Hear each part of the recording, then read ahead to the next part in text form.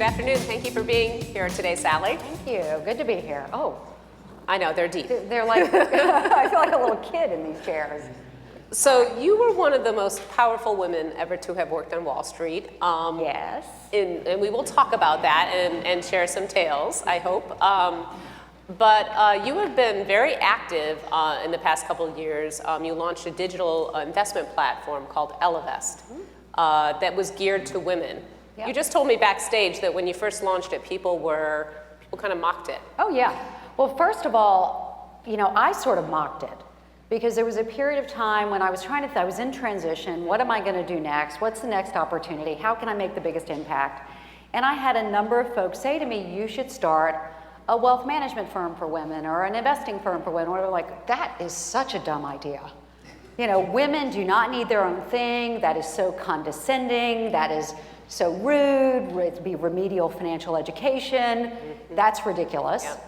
And then, I sort of had this insight, which is, wait a minute, women don't invest as much as men do. It cost a woman making $85,000 a year, $1 million more or less over the course of her career. That's life-changing amounts of money. And we in the industry, when I was running a Merrill or Smith Barney, blamed the women. They're too risk-averse to invest. They need hand-holding. They're not as good investors as men. They need more financial education. None of those are true, except they do need more financial education, but so do men. Mm-hmm. And so I thought, rather than us saying it's, gosh, we as an industry are, we're great. She needs to change. What if we change? What if it's our fault? What if we change the underlying product, not just have a marketing program of, hey, you go, girl. So it's probably not surprising when we said we're going to do this, we had any number of individuals, and as I was telling you backstage, a number of female journalists who said this is going to fail. Other people have tried and they failed. Women won't invest. Women won't invest online, on and on and on. And even when we launched, and we, our tagline was Ellevest, invest like a woman. And even about 20% of women said, oh my gosh, I can't believe I did. No, they said, wow, gosh, that's different. Yeah. And how dare you, and that's sexist, and get your sexist writing out of my face. And what was interesting is, once they looked at the product and went through it, they actually came back out and said, you know what, it's more sophisticated, it really makes sense to me, it finally makes sense to me. But what was interesting is not a single solitary woman or person said it's for women, it must be smarter, it must be more sophisticated. It was either, okay, let me see it, or it's going to be dumbed down, but nobody thought it would be smarter. But your point is that not that women aren't important financial players, because they were just using banking. Your premise is that women actually play an incredibly large role in the economy and families. And oh my gosh, absolutely. So, women today, it's funny because we all, and we're always hearing about how women need to be empowered. That means to be given power. We've got power. We control $5 trillion of investable assets, another $6 trillion with our spouses. We can debate it, but 70 or 80% of consumer spending we control, and we're more than half the workforce. Somehow, though, society has sort of told us we're weak, and we have believed it.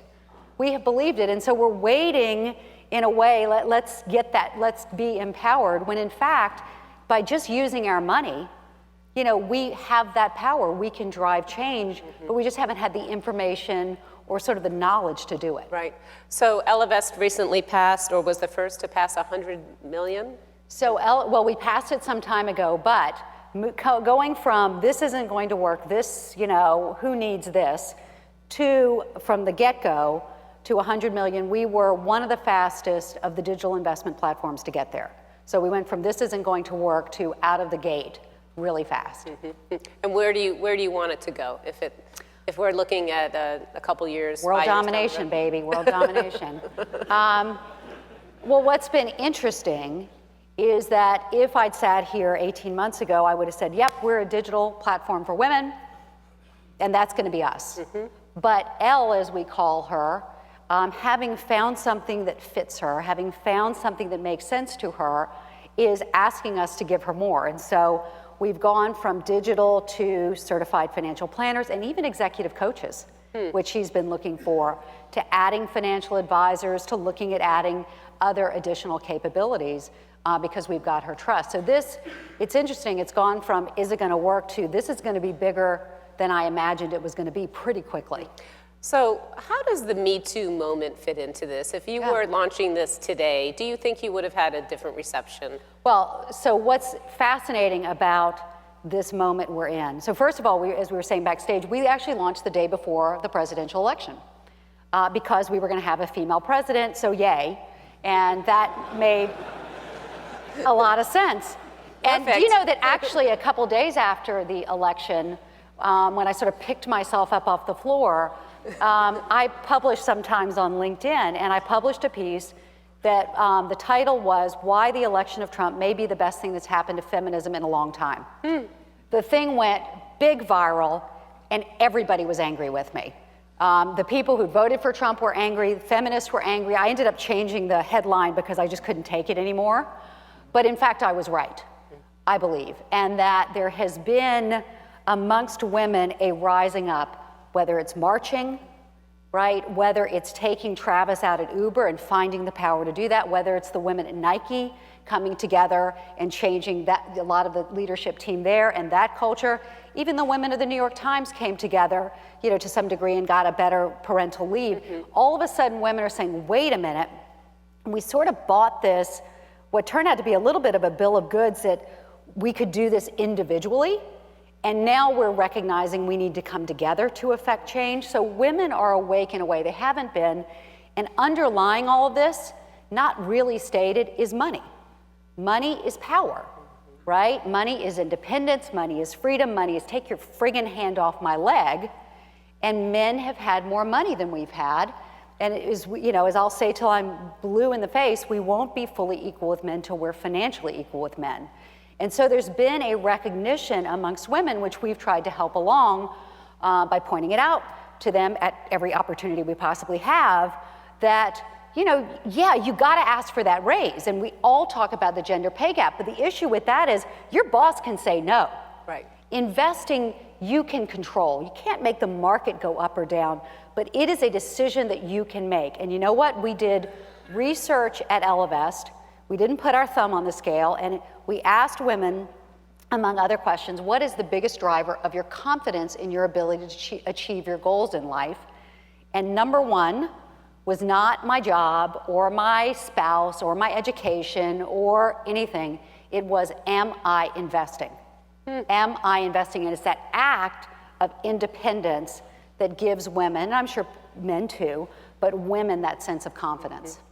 How optimistic are you that things are going to change in the investing world? We were talking backstage that we're seeing this, you know, rather unprecedented activism by institutional investors pressuring companies if they're not, you know, don't have gender balance, racial balance. Is that smokescreen? Is that real? It's the beginning. And so I'm optimistic. I don't know that I would say I'm wildly optimistic, but it has to come from the investors, right? And just think about for a second the world we've been in. You know, my old industry, Wall Street, that's a meritocracy, right? Of course. Of course, absolutely. It's a meritocracy, mom and apple pie. Yep. And if it just happens to be, Rebecca, that the best, you know, 90% of traders are white men, so be it. Yes. And if 90% of mutual fund managers are men because they're better at it, so be it. And 95% of hedge fund managers are men, so be it. And 86% of financial advisors are men, so be it. Such is a meritocracy. Except financial crisis, right? So that performance wasn't so good for the traders on Wall Street. And I think most of us would agree that if we thought of those trading floors that are 90% men and maybe they were 50% women, 50% men, I don't think anybody thinks the financial crisis would have been worse, okay? And for the mutual fund managers and hedge fund managers, women have been shown to outperform on performance by about a percentage point a year. So meritocracy or mantocracy, right? By the way, I love men. I've been married to a couple of them. This is nothing. I just want, and my husband is white. I love white men. Amazing. I was looking at him this morning in bed, and I'm like, he's so white he's almost see-through. That's fantastic.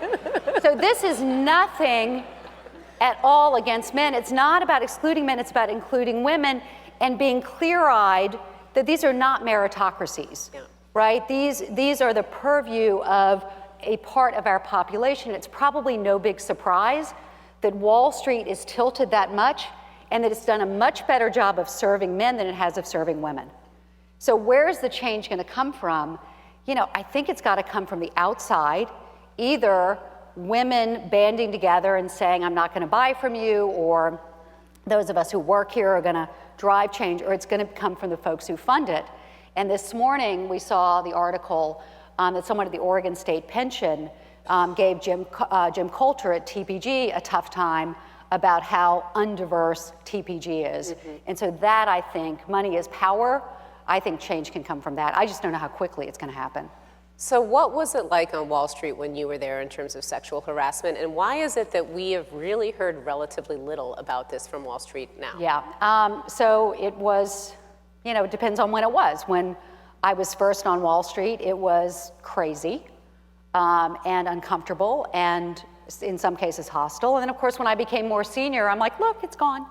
But I was wrong, and that sexual harassment still exists. So let's be clear, Wall Street in a way had its Me Too moment. It was in the 80s. Yep. It was the boom boom room, and it's continuing today. It's continuing today. There was recently a piece of research that polled women across a range of industries about the prevalence of sexual harassment in their industry, and wealth management ranked #1, okay? And you sort of can imagine why, because the wealth management offices are distributed across the country. So you'll have different levels of management, and it's 86% men, and most of them tend to be the guys who are the big producers, and the women are more junior. So you can see why that would be the case. We haven't had a Harvey Weinstein, and it may be he'll show up tomorrow, but I think part of it is, like, Harvey had the power to literally make women stars. Yeah. You know, and the head of a trading desk, you know, I'm going to send you the best trades, right? Doesn't quite work. Now, you know, I guess it could be one of these CEOs, but, you know, we haven't seen it yet.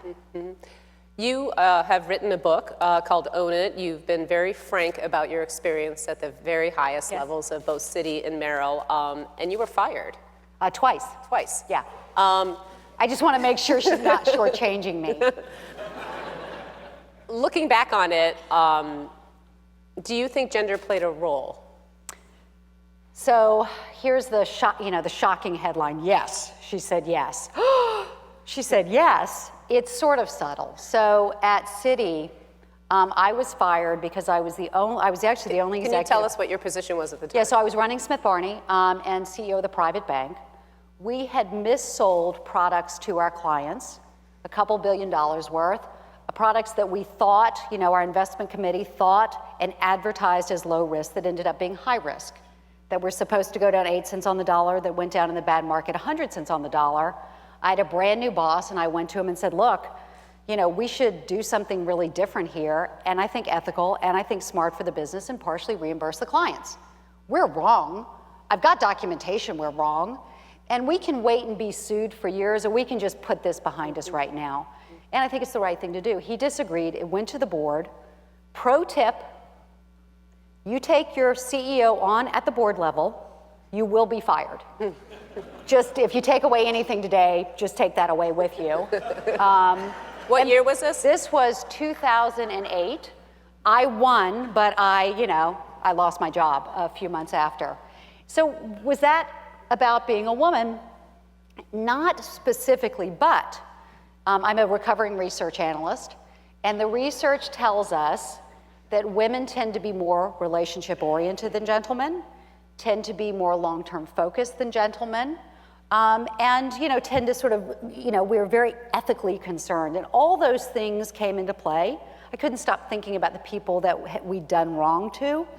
And so I don't think it was, let's get rid of her, she's a woman. I do know it was, I was literally told to sit down and shut up, and so it was that I was different. And by the way, I think it was many years after I was fired before they had another woman with P&L responsibility reporting the CEO. So the diversity after the crisis went backwards in a way most of us don't recognize. Mm-hmm. So you were fired, Zoe Baird. There was a whole generation of women who did not meet very good fates during that time period. You were saying backstage that in a way society expected the women to just go away. Oh, I was told by a New York Times reporter that I would never get another job, that men could fail or be fired on a public stage, but that just with women, you just couldn't make a comeback. And so you can imagine how thrilled I was when just 10 months later, I got the job offer to run Merrill Lynch for Bank of America to turn it around. And I'm like, I can do this, I got this. And then turned it around, my team and I got the attrition rate of FAs from like 53% to 6%, and you can't get it any lower because the FAs are like 60 years old and they count death in the attrition rate, which I don't think is fair. Like I can do a lot of things, but I can't keep a man from dying. And so we had the thing all the way down, and then they came back and said, you're being reorged out. Thanks for turning it around. We're going in a different direction. And I thought, oh, great, 2 strikes. How do I come back from this? And so I started my own thing. But women generally in those situations, they don't reappear. Well, we are, it may be that society doesn't let us, and I just refuse to take no for an answer. But it's also that we as women, or we as females, are taught to be embarrassed. Reshma Saujani, who runs Girls Who Code, has a terrific TED Talk in which she talks about boys are taught to be brave and girls are taught to be perfect. And if you're taught to be perfect and then you're not perfect, it is deeply humiliating and embarrassing. My son and my daughter, the difference between the two of them. My son comes home from school, C+. I'm like, that's terrible. And he's like, yeah, but imagine if I'd studied, I'm in great shape. And my daughter comes home from school pale. She turns the test over. What is it? B+. I'm so embarrassed. Yeah. And you're just like, guys, you two have it completely backwards, but it's in part how we're socialized. And I just refuse to embarrass. I one time fell on live TV, face plant, and I just popped back up. I'm like, that didn't happen. Let's pretend like that didn't happen. What would your advice be to entrepreneurs out there, men and women? I don't know if it's different advice, but there's a lot of people starting up companies here. Yeah. How do they do this the right way? Well, first of all, I don't have to tell this group. It is so effing hard to be an entrepreneur. People are always like, are you having so much fun? And I'm like, no. Like, I'm having no fun at all. I'm waking up at 3:30 in the morning. I'm worried about everything. It's interesting because I had like 40,000 people work for me, and now I've got 60, and I just feel so much personal responsibility to those people because they bought into this dream that I had. And then we've taken in money from outside investors, including friends of mine, so the responsibility, and then we've, convinced these women to invest, for some of them for the first time, and the letters I get, thank you, Sallie, I made my first investment, I cried. And so the pressure to be successful for all of those is just so great.